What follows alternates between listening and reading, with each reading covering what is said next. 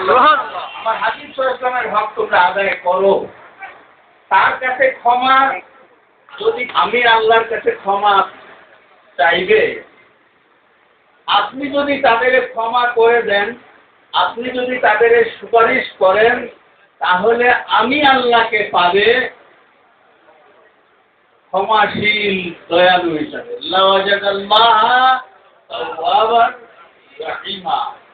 এই কথাটুকু যদি আমরা না জানি, ক্ষমা পাওয়ার প্রসেস যদি না জানি, নিয়ম যদি না জানি, তাইলে আমি কোথায় কিভাবে খরচ করবো, কিভাবে কি করবো, সব আমার তো সব এলোমেলো হয়ে যাবে। তাই দিক নির্দেশনা আল্লাহ তাআলা স্বয়ং দিক নির্দেশনা দিচ্ছেন। তাহলে আমাদের ক্ষমা পাওয়ার ব্যবস্থাটা কি হবে? আল্লাহ হাবিব সাল্লাল্লাহু আলাইহি ওয়াসাল্লামের দরবারে ধর্ণা দেওয়া। সেখানে প্রতি মুহূর্তে আমাদের হাজিরি থাকতে হবে। যেমন আল্লাহকে আমরা হাজির নাজির জেনে আল্লাহর দরবারে হাজিরি দিই, আল্লাহ হাবিব সাল্লাল্লাহু আলাইহি ওয়াসাল্লামের দরবারে আমার প্রতিটি কাজে হাজিরি দিতে হবে। যাউকা শব্দ আসছে, যখন আসবে আপনার কাছে, তাহলে আসার প্রশ্ন আছে না? আগন্তুক একজন লোক তো আসবে, তো কে আসবে? ওই অপরাধী যে নিজেকে কঠিন অপরাধী মনে করে আসবে। তো আমি তো সেই লোকটা।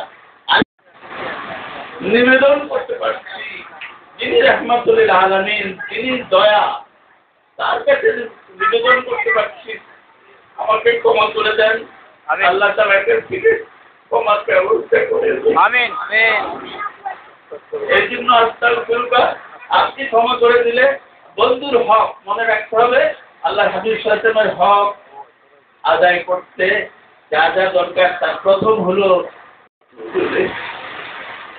আল্লাহ হাবিব সাল্লাল্লাহু আলাইহি ওয়াসাল্লামের হক অসম্ভব, আল্লাহর কাছে অনেক কঠিন। কেউ আল্লাহকে যদি শুধু আল্লাহ বলে আর কোনো প্রশংসা নাও করে, আল্লাহ রাগ করবেন না।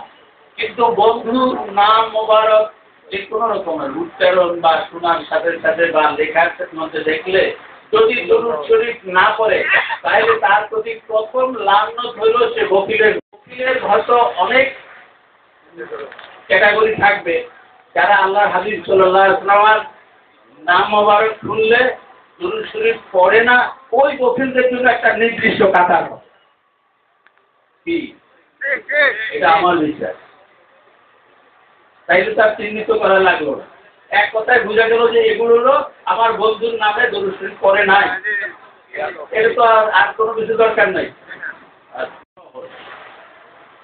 আমি ধারাবাহিক বলছি না, মাঝে মাঝে শুধু এই তওবা নিয়ে একটা কথা বলছি। ইমাম বলতেন যে যিনি ক্ষমা করবেন তার যদি মহব্বত আসে, আমি যার কাছে ক্ষমা চাইছি তিনি যদি আমাকে ভালোবাসেন, নিশ্চয়ই দয়া করবেন, আর দয়া করলে ক্ষমাও করবেন। আমরা ক্ষমা চাই কিভাবে? আমরা শুনি নাই। আলহামদুলিল্লাহ, এটা আমাদের জন্য অত্যন্ত বড় নেয়ামত। আচ্ছা, আরেকটা কি বলছিলাম, যে এই যে মডার্ন সায়েন্স আপনারা বুঝেন, আমরা যখন এই যে বলে আল্লাহ হাবিব সাল্লাল্লাহু আলাইহি ওয়াসাল্লামের হাজিরি কিভাবে দেব, এই একটা প্রশ্ন উঠতে পারে না? আপনি যখন বলবেন আসসালাতু ওয়াসসালামু আলাইকা, আমার সালাত সালাম আপনার মোবারকে পেশ করছি, এই কথা মনে করার সাথে সাথে কি আমি দূরে আছি না সামনাসামনি আছি? আরো কাছে, আরো কাছে আছি ইনশাআল্লাহ। আমি কত মোবারকে আছি, এইটাকে অ্যাপ্রোচ বলে। এই যখন নিকটতম হয়ে যায়, দূরত্ব আর থাকে না, তখন সমর্পণটা সহজ হয়ে যায়। সমর্পণ করাটা প্রয়োজন মুনিদের কাছে সমর্পণ। এই সমর্পণটা যত নিবিড় হবে, যত প্রেমময় হবে, যত খালেস হবে, নিখুঁত হবে, তখনই সম্ভব যে সেখান থেকে রিপ্লাই আসা। যার কাছে যেখান থেকে আমি চাই আমার চাওয়াটা পাওয়া হয়ে যাবে, তখনই যখন সাথে সাথে সেই দয়া দরিয়ায় দয়া। অতএব আল্লাহ হাবিব সাল্লাল্লাহু আলাইহি ওয়াসাল্লামের সাথেই তো তিনি, আল্লাহ হাবিব সাল্লাল্লাহু আলাইহি ওয়াসাল্লাম তারই কাছে। অতএব দূরের তো প্রশ্নই নেই। সেখানে আমিও আর দূরে থাকবো না ইনশাআল্লাহ। আমিও কদম মোবারকে হাজির হয়ে যাব।